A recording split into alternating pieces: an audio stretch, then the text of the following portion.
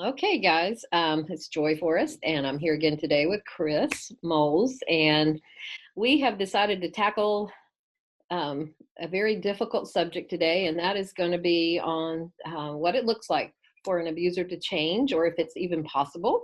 I Right. know that there are people out there who believe that it's not possible, but I've been doing this work for 20 some years, and I have seen it happen. It is rare. Um, but Chris, that's what you do. You work with Batterer intervention groups. Why don't you just introduce yourself and tell us about your credentials, even just on the secular level first, and then you can talk about um, your counseling experience as well. Sure. So I'm Chris Moles. I'm a pastor in West Virginia. But for the last 12, 13 years or so, I've worked as a group facilitator in Batterer intervention and prevention programming, which, if you're familiar with BIP or PIP or VIP or whatever acronym your local group may use, Batterer intervention is a part of a community coordinated response. And that's really a big issue. Maybe we'll get into that here in a minute, the importance of having a CCR. But it's part of a community coordinated response to see violence reduced in the community. And our part just happens to be every week we meet with domestic violence offenders, and we go through worldview development and work associated with putting off abusive behaviors and embracing different ways of living. I just through the providence of God also am a certified biblical counselor and have been working in pastoral ministry for 20 years. And so my experience in BIPS was so positive and so similar to the work that I did in biblical counseling that I've done some work wedding the two together. And so now I meet with guys all around the country, all around the world periodically and do very similar interventions. And then I'll consult and work with churches and counselors and pastors who are also involved in intervening on behalf of victims to confront and hold the perpetrator accountable. I think maybe from the outset, one last thing. One of the criticisms I've received that I think is somewhat unfair, but and I think BIPS receives this too as a whole, is I'm not a people mechanic. I'm just a guy. Uh, I don't fix people. There's no magic formula or guarantee that people will change or experience transformation.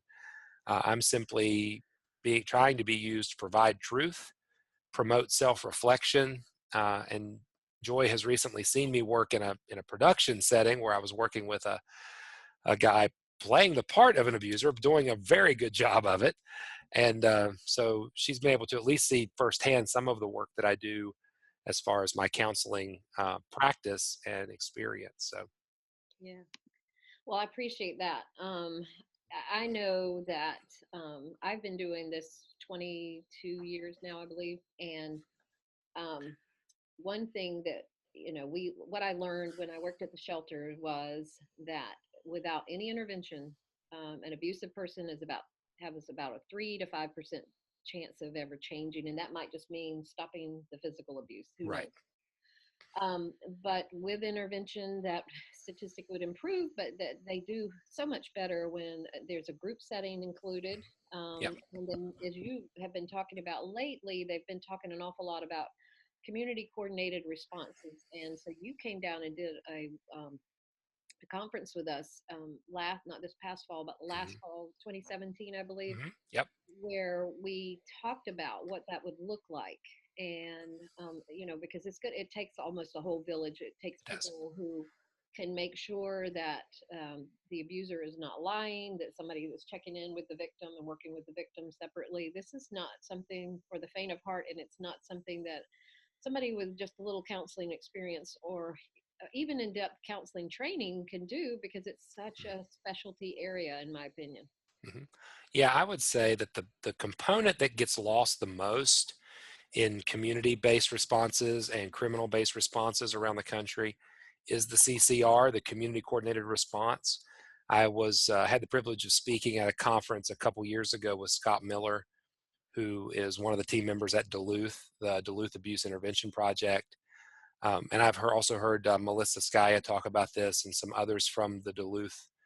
Was just at a conference with Michael Paymar last year too. And one thing that Duluth continues to preach, I guess, is one of the major issues is their curriculum being adopted, but the community coordinated response not being mobilized or utilized. And I think it is really accounts for the skewed statistics that we see. Um, if you're looking at success rates and rates of change or recidivism, I could almost bet that most of the places that are experiencing high levels of recidivism do not have a community coordinated response, or their response team is not connected. And the reason why I say that is Batterer intervention is designed to work in conjunction with a team-based approach. And even early on my biblical counseling side, it's hard to sometimes comprehend how important that is. And when I started doing biblical counseling work, because there was so much demand, can you work with this guy? Can you work with this guy? Can you work with my husband? Can you work with me? And I started doing that. I started doing that in isolation. And I quickly found that I was struggling to see the same buy-in that I did at the local level. And the biggest difference was I wasn't um, insisting on team and team-based approaches. And so now, through Men of Peace groups, I've now do all of my online work rather than individually. I do almost all of it in groups, and I require each guy that comes into a group that I lead to help me assemble a team on the ground. So at the very least, we can mimic some of the CCR approach. And to me, that's a big indicator of success, is if you have prosecutors, advocates, law enforcement, batterer interventionists, all sitting around the table discussing cases and working together. Yeah, and Cult of Peace Ministries recently joined together with House of Peace Publications, and we have a faith-based advocacy course. It's actually a year-long program with 12 different courses involved. Yeah. Because what we found at Cult of Peace is that getting an advocate involved can definitely make a huge difference in the way a church might respond. Because I don't know about now, I think the statistic has changed, but when I was going through it 20 some years ago, the statistic was that 60% of Christian women would reach out first to their pastor. And so, and then of course, pastors really, they thank us for coming in, because they're Yeah. thinking, I don't really know what to do with this situation, and who do we believe? And so it's just such a complicated issue that it's very, and I think that's why it's so important to have a team and to have other people, you have different sets of eyes on it, people who are trained with the dynamics of abuse. And so I wanted to say, I remembered, we were talking about beforehand, how we're going to do this. Chris and I just sit here and talk, usually if it comes out, if it turns out okay, we're really glad. Right. One of the things I wanted to say was, the fact that there's so many people out there who don't believe that these guys can change, and they just want to write them all off. Well, first of all, as a believer, I think that's contrary to the gospel. But secondly, I mean, we do know that it's rare and that there are wolves in sheep's clothing. But the thing is, having done this for so many years, if we just write this guy off, guess what he's going to do? Even if he leaves him, and again, a good advocate doesn't tell somebody, you just need to get out, you need to leave. That goes against all the rules of advocacy. A good advocate gives somebody options and enables them to start making decisions on their own, because they haven't been allowed to make their own decisions in who knows how long. So it bothers me that we can just say, we're going to write everybody off. Again, doing this for all these years, and I know at this point I've worked with, over 1,000 victims of abuse. I could count less than 10 situations, but I know you have a lot more, because that's who you work with. But part of the reason I think that we have such low statistics is because we have so few people who know how to help properly. So I wanted to I know you guys have an online class coming up for people who want to become people helpers, to actually work with the guys. And again, we're going to very much emphasize like a community coordinated response, or a team approach. But I would like for you to just tell us first about the course that's coming up, because I'm going to actually get some folks here in the Raleigh area to take it for sure. And, Sure.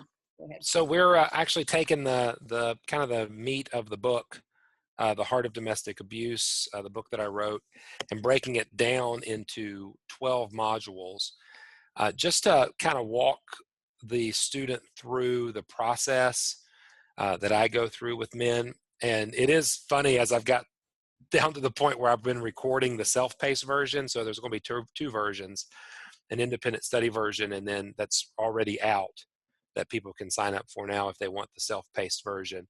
And then a more high content version or contextual version where I'll be interacting with them, a live version. And it's funny, even as I'm recording the self-paced, one thing I keep coming back to is this is really more about self-enrichment and learning and understanding, and not about credentialing. In fact, I make that really clear early on in the intro to the self-paced study is we're not credentialing people to do this work. In fact, I hope that it scares people off, if that makes sense, because I do think biblical counselors, male biblical counselors in particular, are uniquely situated to do this work. But I would much rather it come in the context of hands-on learning. And that's why we're doing the live version. And so the live version of the course is going to allow me a little bit more time to vet the students, to really interact with them through Q&A and case studies. And then also I've been working with two other places, two other counseling centers on some men of peace groups similar to what I do, piloting some groups. And so it's in that live version that I'm really going to be looking for people to partner with. But the self-paced version is much more for um, self-edification, for learning. And then I do challenge them, please don't do this in isolation, Yeah. because it has to happen in the context of a team. And for me, the teams I normally build now on my online side, I like to have a pastor around the table, and I really want him to serve more of an apostolic role, so as an oversight role. Most pastors they actually serve as an investigator or an advocate, and I don't know that either is really helpful for the victim. Meaning, if a pastor's her advocate, then sometimes it puts him in a dilemma, as people say he's taking sides and all of this stuff, puts her in a dilemma. And then also there's usually a unique male-female relationship that's kind of strained. And then the other thing is he becomes an investigator, and then he's always operating out of suspicion. I want the pastors I work with to function in an apostolic role. He's overseeing the board, the elders, he's driving the theological discussion. But secondly, I want an advocate in the room around that table working with me, because she can be the voice for the victim. And we always give space in every meeting for her to share. And it usually goes something like this, Joy, tell us, what is it that Katie needs right now from us? And what is it that she is wanting the most from us right now? And then I like to have a counselor if I can do that. I think one of the best teams I put together, or can put together in a church, is myself as the interventionist, a pastor as kind of an overseer, his counselor to give us insight and help us give him insight into therapy, and then her counselor or advocate to give us insight on where she's at. Yeah, and I just think that the advocate role is so huge. I Yep. mean, if you had to have a shorter team, you want to make sure you've got that advocate voice, Uh-huh. because you've got to have somebody speaking for the victim. And I love what you said. At one point, we were talking about it somewhere, but the reason for having an advocate is that we've got a person who's been traumatized. 80%, at least 80% of the women Yeah. that I work with have got a complex PTSD, Mm-hmm. or post traumatic stress. And Mm-hmm. so, um, for them to go in and to be able to coherently present the story and to tell what's going on in a way that even makes sense sometimes is difficult. In fact, they'll say things like they've also been their wording has already been coached so long by the abuser. They will say things like, well, my husband and I got into an argument. So I will ask Mm-hmm. them, what did the argument look like? Right. Well, he came in and he didn't like something that was going on. He kicked the trash can across the room and started slamming cabinets and was screaming and berating us. And I said, that's not an argument. Right.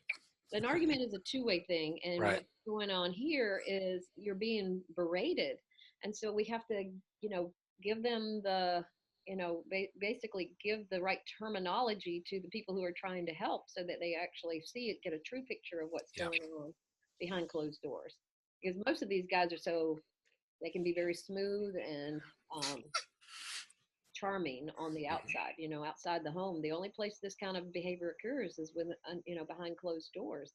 Yep. So that's why an advocate is so important. Well, and the advocate and the interventionist at that point should be speaking the same language. And so, for lack of a better term, you guys are we're usually on the same page coming into a meeting.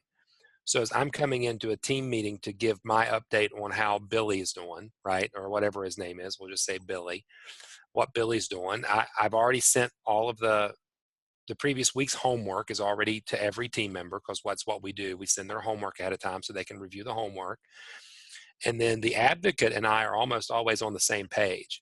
We speak the same language. We understand the dynamics and the impact. And so sometimes we're educating and helping bring along the pastor and the counselor and other team members.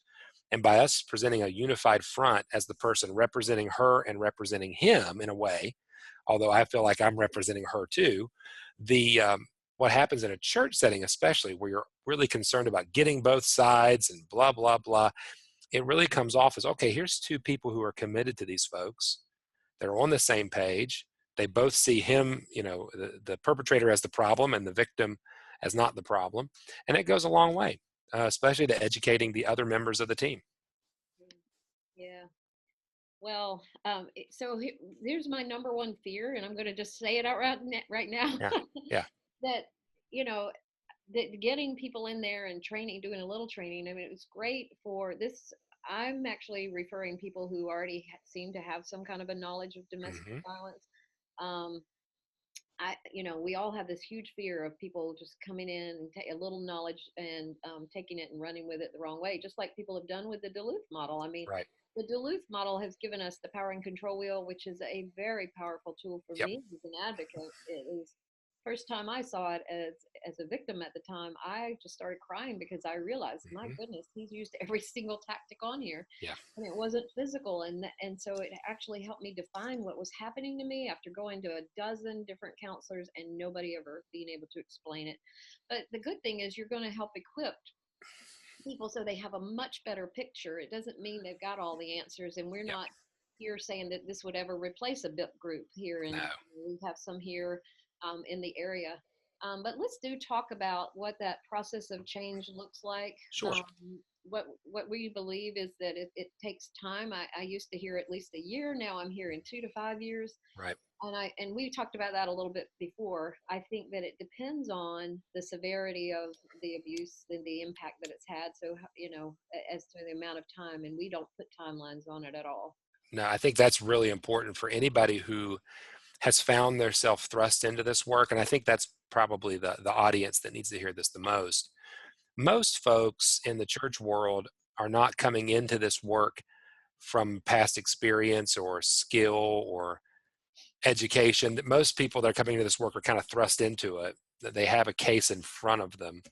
And I think one of the biggest detriments, one of the biggest hindrances to change that we can as the church do, and we often do, is provide timelines. And what I mean by that is, for a perpetrator, if you're doing if I'm doing perpetrator work and the church comes along and says, hey, we want to do a separation for 6 months and you need to toe the line for 6 months. And here's how I put it to the church: I think what you're doing is tempting him to sin. I think you're providing a temptation for him to just get by for 6 months Or or do be a good boy he'll for do a 6 months. checklist. You know what I mean? Like, Mm-hmm. what do you want me to do? And then like just give me a checklist. Checklist. I'll Yep. do everything on the checklist. Once I do everything on there, and then we're good to go, right? Yep. That means everything's good. It's And I finished. think we brilliantly saw that in the production we were both part of recently, where the counselee I was working with was very intent on having a to-do list. And I was problematic because I wouldn't give specific instructions, right? But the idea of setting out a timeline is just unfair to the victim. It's unfair to the perpetrator, because all you're really doing is tempting him to just get by. And if you just give him hoops to jump through that are measurable but not repeatable and transformational, then what you're ending up doing is, like you say, giving a checklist. And that's just a temptation to become a polite abuser who sins respectably rather than really getting to the heart of the matter. So I'm totally opposed to giving timelines, but I will agree with you.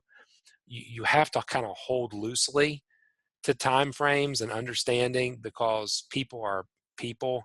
They're incredibly complex, and problems like this are incredibly complex.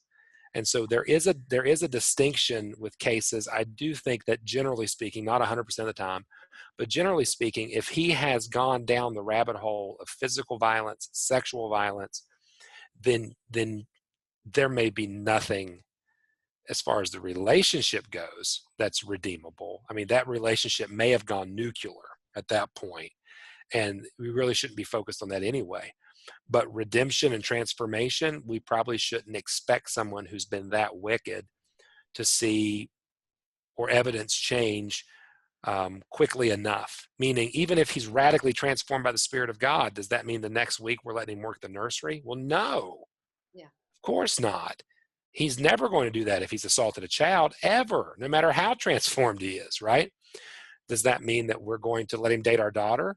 No, probably not, right? So it takes time to evidence the change that has occurred, if it has. Yeah, and this is something that I've seen a lot in, this my counseling slash advocacy work over the years, is that, counselors, biblical counselors, Christian counselors, pastors want to be quick to say, well, you need to forgive. You're just being Yeah, bitter. You haven't forgiven. And I always tell people, I can forgive and release this person to God and hope, pray God bless him with himself, but I don't have to trust him. And trust takes an right. awful long time to rebuild. And if you're talking about somebody who's traumatized, just the healing from the PTSD itself can take time. And Yeah. this really should be that victim's decision. Well, and if we go that route, Joy, are we not once again putting the responsibility back on the victim?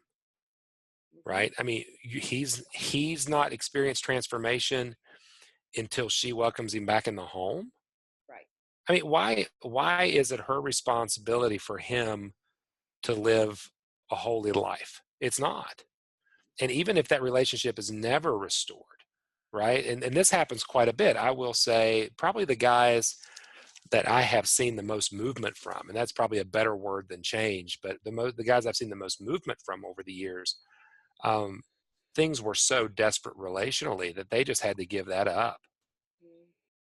right? And some of the guys have had new relationships that are better and healthier because they're a different guy. But that relationship, that's gone. They killed it, and they have to own it. And they have to be very honest with the fact that they were the ones that destroyed that relationship because they were destroying their partner. And I just really do, again, I think that as an advocate, we want to do what is, in the best interest of that person. If that Yep. person is really willing to sit there and wait, I mean, I know Yeah. at the time that I was going through it, I would have definitely waited, 2 to 5 years. I just didn't believe in divorce. Right. But we could not find the right kind of help. And so this is something, again, that's very individual. I know that some of them are so interesting. I've got a situation I've been dealing with, and the church told me, well, he was abusive, and then we asked them to separate, and then they got back together. But I think that now she's the abusive one. Oh And yeah. now she's learned enough about abuse, and she's speaking up. And I think she was angry. But as I started watching the situation and why they were thinking she was so angry, I understood why she was so angry. It Right. wasn't because of the abuse that was being aimed at her. It was what he was doing to her children. And I Yeah. mean, that's what a lot of times the women that I work with, they'll put up with an awful lot, but when it starts going towards their children, then they're done. And Yeah. so then they end up filing for a divorce. This particular woman didn't. He did. He's the one that filed, and yet somehow she's being ostracized at her church. Right. You know, So, the other thing that comes up a lot lately, even though using the words process of change, um, and that's kind of a Duluthian yeah. language. That's kind of the language that they use in their curriculum. I'm shying away from that a little bit because even the process that we do in Men of Peace and interventions that we do even either criminally or online. Um, our goal isn't it is transformation, I guess, but our goal is really to come to a conclusion.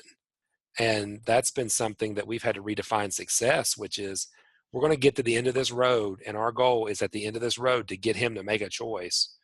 Either he's going to pursue repentance and we're going to hold him accountable through accountability and education, continued discipleship, or he's going to choose to be obstinate and rebellious and we're going to practice church discipline and get him, move him along. And I would say with that model of success, we've been having an incredible batting average because we have exposed a lot of guys who are not just wicked, but they're unbelievers. They have no interest in honoring God in any way with their life. And we've been able to see churches practice discipline effectively, some for the first time. And then we've seen some guys, true collars, and some real wicked, devastating things. And we've had to see some victims really seen their strength and seen the church is actually coming alongside the victim because they've been able to see how wicked the guy is. But then in other cases, we've seen repentance. I'm thinking of one case in particular. An individual was so mad at me because this guy repented. And it wasn't the victim, and the victim was thrilled, right? But there was somebody in leadership at the church that was just so mad that he repented because I guess they wanted blood. I don't know what they wanted. Sort of like Uh, Jonah. I knew you it were was saving people. it was very, yeah, there is a Jonah component. I think I wrote a blog about that last year. The the idea that, how can you do this? How can you give people a chance, God? And to my knowledge, this couple's doing really well, and he's doing really well. The church is doing well, but yeah, there were some individuals that were Well, pretty ticked off, and that happened more than once. I shouldn't say this one instance. I'm thinking there's probably three or four. Um, Sometimes people are in the loop. Sometimes folks aren't. Like I'm thinking of one case now where I think an individual was mad, but they didn't really know the details, and I can't share those, right? So it's just. But this other case I was talking about, this person was in the loop. They knew, they just didn't like it. well, I will just say this. I still believe that the church is in a unique position to be able to actually come alongside to provide accountability because the world just won't do that. They're not going to be there when somebody calls, in the evening. They may have a batterer intervention group and they might call and they might check with the victim to see if the perpetrator is telling the truth. But they're not going to be there, midweek, 9 o'clock at night or whatever it may be, where the Yeah, church could actually provide that kind of accountability if they would. And so, they definitely, the church can play into this as long as they are really accessing people who are knowledgeable hmm, and not trying to like just go out and handle it without really getting a great background in the dynamics of domestic abuse. Because as you yeah, know, I mean, you and I both talked about it before. We both missed it. yeah. This is such a complicated, complex issue, and abuse can be so covert that Oh, I still miss things. Mhm. The thought that a person who's considered having an expertise in an area is infallible is it's just insane, especially in this work. You're going to continue to miss. That's why we talk about aim small, miss small. You want to get so focused in an area that you don't miss the mark by much. But yeah, everybody's going to miss something. That's why time's a big part. You're exactly right. I think the church has resources that the community never will. Mhm. Even some of the cases that we've worked that have been the most successful as far as either seeing church discipline exercised for unrepentance, or we've seen men actually experience transformation and God's really done a work in their lives. In all of those cases, thinking back, I shouldn't say all, the majority of those cases, thousands of hours from local people at the local church level. There's one gentleman who uh, was part of somebody I worked with, and just super receptive, and the Spirit of God did a work, and he and his wife have since reconciled, and they're starting. This is years later now. They're starting an abuse-centered ministry in their church, and the thing he credits as much as anything, I don't get much credit, and I shouldn't. It's his church Mhm. and his pastor in particular, who just committed thousands of hours of boots on the ground, um, and the men and the women in the church that were just faithful. And for his case and his wife's case, that was the difference maker. Yes. That people were that committed to them as individuals rather than just them as a couple or that as a marriage. They were really committed to addressing the sin and the suffering. And now they have what I think is a pretty interesting and compelling ministry within their local church. Yeah. Yeah, I mean, and it definitely is possible. I've known the cases that I did know. There were people who were willing to walk alongside and really, again, commit the time and love them well. So anyway, we don't have. I don't want to go over an hour with this for sure, Oh, but sorry. I actually have. I have a couple of guys that I've actually reached out to our ministry, and especially one that I've worked with quite a bit, who I believe has, his wife tells me he's already changed. She sees change, but yet change is a hard process. So Mm-hmm. um, he says, there's just not that much out there for the guys. Like, I want to like find something to read, Yeah, to access that will help me to change. So can we talk about that process of change? If you were sure. somebody, and I really do also think that there comes a point of realization, recognition that that it was abuse, and they Yeah. finally admitted to that, and they're grieved about it. I think the first two steps of the process to somebody Mhm. who is really going to be a good candidate for this. Yeah. So I break it down to three categories: information, transformation, and reformation. In the information stage, and this is part of my background in Batterer intervention, we are what is called psychoeducational courses, and so the idea is that our groups are really facilitated group discussion, and I brought that into my groups and combine it with biblical counseling. But the idea is there's an educational component to this where you are teaching the dynamics and impact of abuse to batterers. That is dangerous. That's why it requires a good bit of skill and time and learning from people who've done it a while, because you run the risk of creating better batterers if you just give them information without tying it to their personal story and demanding connectivity. So, what you want to do is you need to expose men to the dynamics and impact of abuse, but then you have to personalize it. And in order to do that, the easiest way to do it would be to take the information I already have from the victim or from a criminal complaint or from the pastor and just shove it down his throat. But I don't find that effective. So the more difficult, tedious way is asking good questions and teaching in winsome ways in the hopes of getting disclosures. And I think that's a skill that just kind of comes over time. I think your personality, I think, has something to do with it. I've often told folks, if you're not really quick-witted or quick on your feet, maybe a little sarcastic, it might not be a good fit. I found that some of the best facilitators are people who are really quick as far as comebacks and are able to process information This is fast. why I'm no good at it. Well, what's funny is folks that may be labeled as like ADHD or hyperactive or something like that, they actually probably have some skill from a character standpoint to do the work, because it is such a intense jump from this to this type of thing. But I say that that's a big part of it, and you want to be able to quickly and effectively apply their story personally, dynamics and impact, and squarely set the tone for who's playing what role, right? And so you want to clearly get them in the villain role.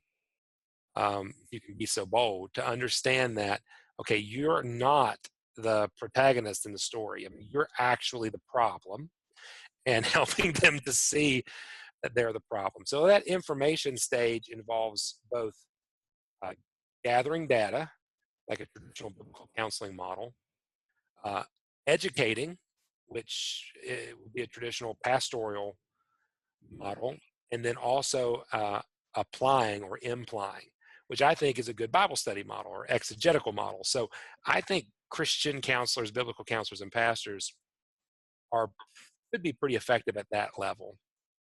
The second is transformational. So once we gather good data and get them to a place where they're acknowledging. And you're exactly right. You've got to say, okay, I am the man, type of a Second Samuel type thing, right? I am the man. I've done this. Not only have I done these specific abusive actions, but it caused these specific outcomes. And that's a hard thing. I mean, that's what takes a lot of time, is really pulling the rope and working with the guy until he says, I punched a hole in the wall and it scared my wife. I coerced her into sex and I made excuses for that. Really, it was coercive. And just, I kicked the dog, and just the acknowledging the behavior and then tying the impact to it takes a good bit of time. That's that informational stage. Do you really see the dynamics and impact of abuse? Do you see your place in that story? And is it as the abuser? Because most of the guys, they initially want to play the part of the victim. And so what you got to do is get away from that and really set the story straight. Lately, I've been using a little segue here, Donald Miller's story brand model. Have you been familiar with that model of marketing? It's No. just a marketing thing. Donald Miller is an author, and he got into marketing recently, and he uses story, and he talks about how every story has a hero, every story has a problem, every story has a villain, right? And every story, good story, has a sage or a guide. And good teachers, facilitators, and educators understand that they're not the hero, they're the guide. The hero is a mess. Luke Skywalker, mess. Katniss Everdeen, a mess, right? But who wasn't a mess? Obi-Wan Kenobi knew the way, right? Yoda, Hamish. I mean, that's what good stories are. And so helping the guys see in a very simple way that in this story that they've been a part of, they are distinctly the problem. They're the villain. But villains make good heroes. But you have to listen to wise counsel, right? So, Darth Vader can be turned to the light, as it were, but he's got to listen. And I don't know if that makes any sense, but I think that's important to plot out their story in such a way, and you're the problem, dude. They can acknowledge that, and I think they can. And grief sets in, then you can introduce the transformational piece. I'm not sure you can until they're properly informed. Of Yeah. course, the transformational piece is the gospel. Yeah. So with the guy that I was talking about, he gets really frustrated with himself because I do believe that he's really had some change, but Mm, it's, this is lifelong. right. These are patterns that have been going on all his life. So it's really hard to break out of that. And, Mm-hmm. and so there was a situation where his wife got scared and he got upset, like, why are you so afraid, are you never going to trust me, and so that made her Right. more afraid. Right. So it is, I think it's going to be working through things like that. And we also talked about this up front as to I've seen people who, I think that we actually have a woman on our board, and she and her husband have worked things out, and they had a separation, but it was a relatively short one compared to what is recommended these days. Right. Right. But I think that some of that depends on the degree of the abuse, I guess how entrenched those lifelong patterns are, and even I do know that sometimes it really does depend to some degree. The reason that these folks are able to still live in the same house is because she's learned to set some boundaries and she doesn't budge from them. Yep. And so, it's going to take both people changing for something like this to ever work. Mm-hmm. Yeah, and I think it's a good point to really highlight how long he's been trapped in these patterns of behavior and choices. I will have guys, and this is an indicator that we haven't experienced change, right? When a guy pushes back and he's like, "I've been doing everything we've been talking about for 6 months, and she still won't trust me."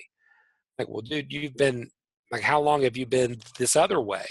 You've spent 25 years establishing a pattern of how you're abusive and violent and destructive. What makes you think 6 months is enough time, right, to warrant trust? That's not how this works. That's a good indicator that he's not there. That's what Leslie Vernick talks about when she says willing versus willful. and there really is a willingness to change. It's far different from a willful response. And you see that a lot with guys, and transformation hasn't settled in from a gospel standpoint when their focus is anything other than the pleasure of God. And I know that seems like a high target, but to me, that's a basic target. God has to be the centerpiece. And so if his target is marriage restoration, then we're not there yet. If his target is reputation based, we're not there yet, because the gospel is really going to seep in provisionally, positionally, and practically, so that provisionally he understands why Jesus died. It wasn't because you need to get your rear end in heaven someday. It wasn't because he wants your relationship with your wife to be restored. It's because you deserve hell. It's because you're a sinner. It's because of the specific ways in which you've sinned against your partner. Jesus died for that, and you continue to mock him and spit in his face by not repenting of that. And is that blunt? I don't know. It's important to be blunt, but I think there's some importance to that, to understand how sin is devastatingly destructive. Yeah, Not just sin nature, but the specific ways it will be about. yeah, cutting out a little bit. Oh, sorry. Say that last part again. I don't know what it was. But that sin is sinful and destructive, not just that we all have a sin nature, but that we actively participate in individual forms of, well, mm. Amen, brother. Yeah, look at scripture. This is why there is a lot of violence in scripture, and there's a lot of it seems God's wrath, but his wrath was usually against violence and oppression. Yeah. And he hates it. And then he came to earth and took the oppression on himself in order to to redeem and save. And basically I as a former victim of abuse, that was so special to me. Mm-hmm. To know that I had a God who understood my suffering and who entered into it willingly, because I would have never willingly walked into what I ended up going through. No. And so that's powerful. That's powerful for the victim, and it ought to be powerful for the abuser. It should, because isn't the cross a symbol of oppression? And that's the thing, I think sometimes in the whole wrath discussion, and I don't want to go too far down this theological trail because I'll get excommunicated, but I think that with the wrath discussion, we focus so much on the wrath of God, but isn't the cross evidence of the wrath of man and our oppression, and how we crucified Jesus on the cross, and how his kids, the folks that he created, were the ones who were exercising wrath? It wasn't as if the cross was a divine creation, right? The cross was the symbol of Roman governmental oppression. And Jesus willingly took that upon himself. And so twofold, you're exactly right. The victim has an advocate in Jesus that understands what it means to be oppressed, right? And then the perpetrator has a symbol of their oppression, right? And so here's the thing. You were the one crucifying your partner. You're the one torturing your partner. That has to be put off. And that's the gospel's the only hope, in my opinion. I know some people say the only hope is to ship all the abusive people to a deserted island, right? Half of them to a deserted island, or all of them halfway. Let me know when you go. Yeah. I don't know who's buying the boat. My experience has been they're going to move on to the next victim. They're going to move on to the next church. And yes, it's important that we draw lines in the sand. And I say that God provided for them through the cross. He sets up positions for them so that their identity doesn't have to be who they were, but who they are in him. And then practically he gives us instructions to live that out. And that's how we evaluate whether or not change has happened, is if they actually live out the commands of the gospel. Over They're a long going to, period of times. Yeah, this is yeah. not something like you said, oh, it's been 6 months. And that tells you right there they haven't changed. If they're going, look, I've already done this, this, and this, and this, and it's been this long, and why don't you just trust me? So when they're starting to put pressure on the victim again, to me, that's evidence of no change. That's pretty common. Yeah. And so you got information transformation, and your last point, did we get to that? We have it. It's I call it reformation, and the idea here is where I think a lot of churches jump to.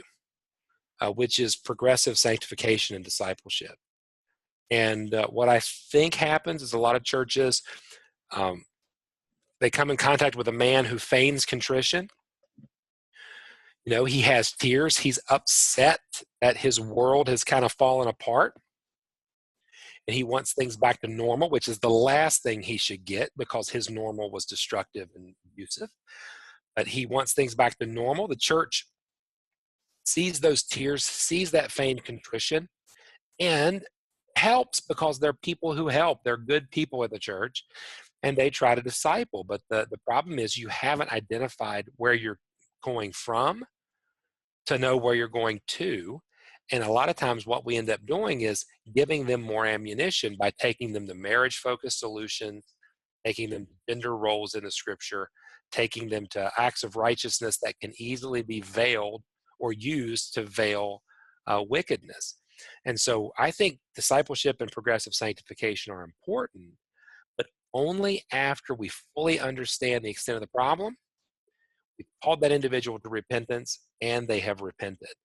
One of the things I've used is the four pillars in the past, and I use that in connection with David and Bathsheba. And I really think what's impressive about Nathan's confrontation of David, even how brief it is, it's a brief confrontation, but he addresses each of those things. He really highlights all of the areas where David needs to move from. And then David in Psalm 51, I believe it is, begins to move toward God. And that's one of the things that I like to highlight in Reformation. So in our process, we really try to get through the information transformation phase. Once we get to the Reformation piece where we've experienced a pivot point, if he has initially given the evidence of repentance, then the church monitors that over an extended period of time, see if there's evidence of repentance. I use Ephesians 4 for that when I'm training and talk to church about that. Of course, if we get through the transformation piece, and he hasn't repented and he's doubled down, become more obstinate, then reformation isn't even a piece. Excommunication is. That's good. Okay, so let me just ask a couple questions. I would really do need to be done by. Okay. Okay. It doesn't matter what time because people watching this won't know. It's not like we're live. Anyway, so let's just say if you were somebody in this situation, but you had the knowledge you have now, and let's say you were abusive, where would you start personally as in the process of change for yourself? Yeah, I think if you are watching this and you believe you are abusive or destructive, or you're just convinced of that, um, I say the first place to start is multiple sources of accountability. Meaning, I would go seek out multiple ways in which I could get help. The first place I would go would be to my pastor, and I would take the evidence that I have that I'm abusive. I wouldn't pull any punches, and I would encourage you not to let him talk you out of it. Right? If you've highlighted it, you have the evidence. Maybe you took Leslie Vernick's quiz that maybe your wife took, and you looked at it and you said, "Wow, that's me." Maybe you looked through my book and saw the 30 manifestations of pride, and you were like, I hit every one of those. Maybe you looked at the power and control wheel and you said, God help me, I am this guy. I would start with my pastor and share with him the evidence. Two, I would find a Batterer intervention group in my area and see if they take volunteers. And you may not be comfortable there because those guys might be criminals. Their language may not be the type of language that you use, but I guarantee you'll learn something about the dynamics and impact, and you might see yourself in some of those other guys. That'd be the second place I would go. The third place I would go is to somebody who's going to represent or help or walk alongside your wife. And I would give her permission, if you can call it permission, but really give her insight into what you've done, that you know you've done it, and then wait patiently for consequences or boundaries. And if boundaries are set, you follow them.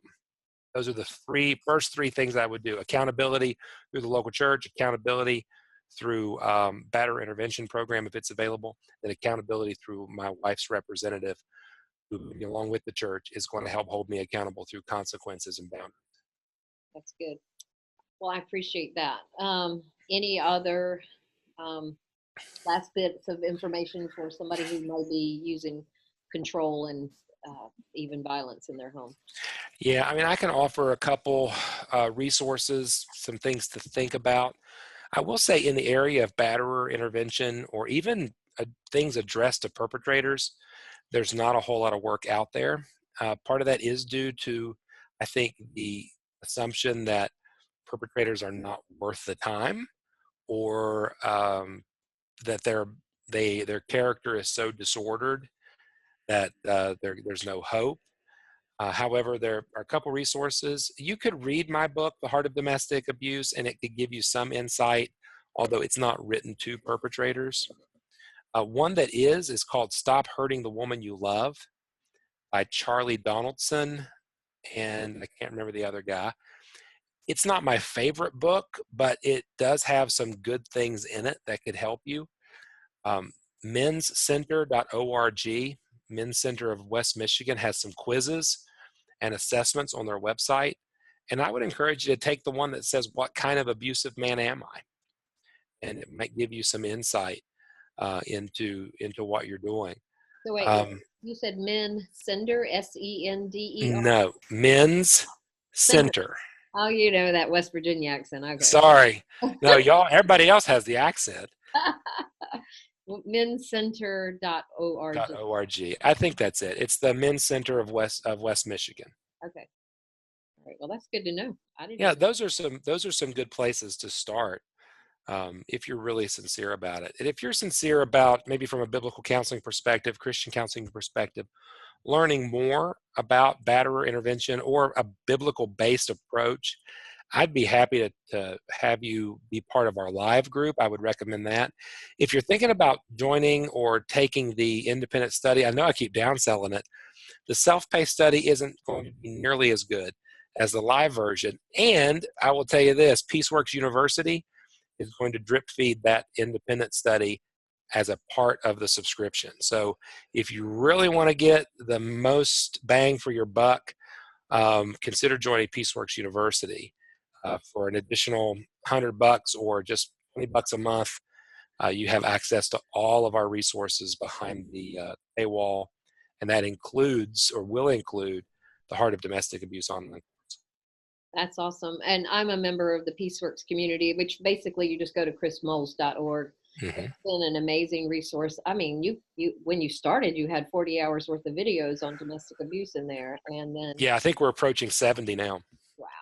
Yeah, plus all the written material, all the handouts, Hmm. the Facebook Lives that we do every month, plus the community interaction is really good.